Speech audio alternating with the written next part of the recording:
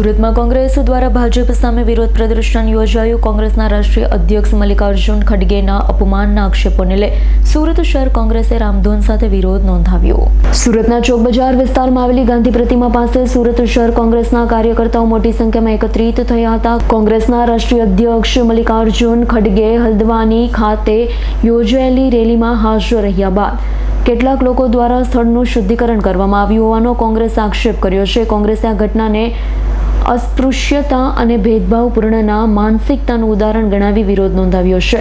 સુરત શહેર કોંગ્રેસ પ્રમુખ વિપુલભાઈ ઉદનાવાડાના નેતૃત્વમાં વિરોધ અને રામધૂન કાર્યક્રમ યોજાયો। કાર્યકર્તાઓએ રામધૂન બોલાવી વિરોધ નોંધાવ્યો, ભાજપ પર આકરા પ્રહાર કર્યા। કોંગ્રેસ આગેવાનોએ સામાજિક સમાનતા, માનવ ગરિમા અને બંધારણીય મૂલ્યોના રક્ષણની અપીલ કરી હતી। કાર્યક્રમમાં સુરત શહેર કોંગ્રેસ પ્રમુખ વિપુલભાઈ ઉદનાવાડા સહિત કોંગ્રેસના આગેવાન અને કાર્યકર્તાઓ મોટી સંખ્યામાં ઉપસ્થિત રહ્યા।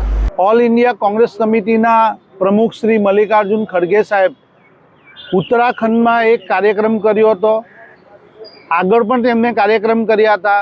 ત્યારે કોંગ્રેસના પ્રમુખ, રાષ્ટ્રીય પ્રમુખ જ્યારે દલિત હોય છે અને તે આ કાર્યક્રમો કરવા જતા હોય છે, ત્યારે આ બીજેપી સાથે જોડાયેલા હિન્દુ સંગઠન, વિશ્વ હિન્દુ પરિષદ, લે ભાગુ સંગઠનો છે, એ સંગઠનો અમારા રાષ્ટ્રીય પ્રમુખ કે દલિત આગેવાન જ્યારે કાર્યક્રમ કરે તો એની સ્વચ્છતા કરે છે, એને પવિત્ર કરીને એ બાબતનું કાર્યક્રમ કરે છે। તો એ કાર્યક્રમ એ દલિતો સમાજનું અપમાન છે, દલિત ભારત દેશના રહેનાર એક દલિતોનું અપમાન છે।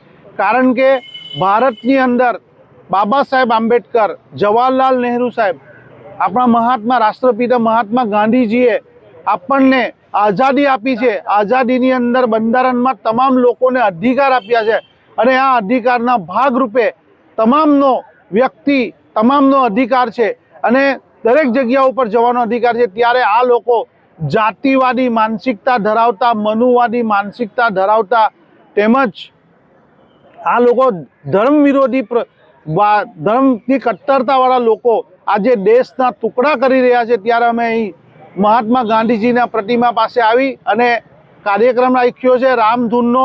અને આ રામધૂનના કાર્યક્રમની અંદર સુરત શહેરની જનતાને અમે સંદેશ આપીએ છીએ, ગુજરાતની અને આખા ભારત દેશની, કે આ લોકો જે ભારતને તોડવા માંગે છે, પણ કોંગ્રેસ પાર્ટી તમામને સરખો અધિકાર આપ્યો છે, તમામને સરખા ગણે છે અને સૌથી વધારે કોંગ્રેસ પાર્ટીની વિચારધારા છે માનવતા।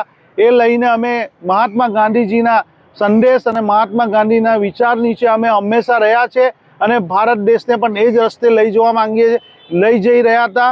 પણ ભારતીય જનતા પાર્ટી આવી અને આ દેશના ટુકડા કરવા માંગે છે, વિચારથી ટુકડા કરવા માંગે છે, જાતિથી કરવા માંગે છે, ધર્મથી કરવા માંગે, તેનો અમે વિરોધ કરીએ છીએ અને એ પ્રદર્શન રૂપે આજે અમે રામધૂન ગાય છે કે સબકો સન્મતિ દે ભગવાન Raghupati Raghav Raja Ram. Bureau report, S9 news, Surat. અમારી તમામ માહિતીથી અપડેટ રહેવા માટે જોડાયેલા રહો S9 ન્યૂઝ સાથે।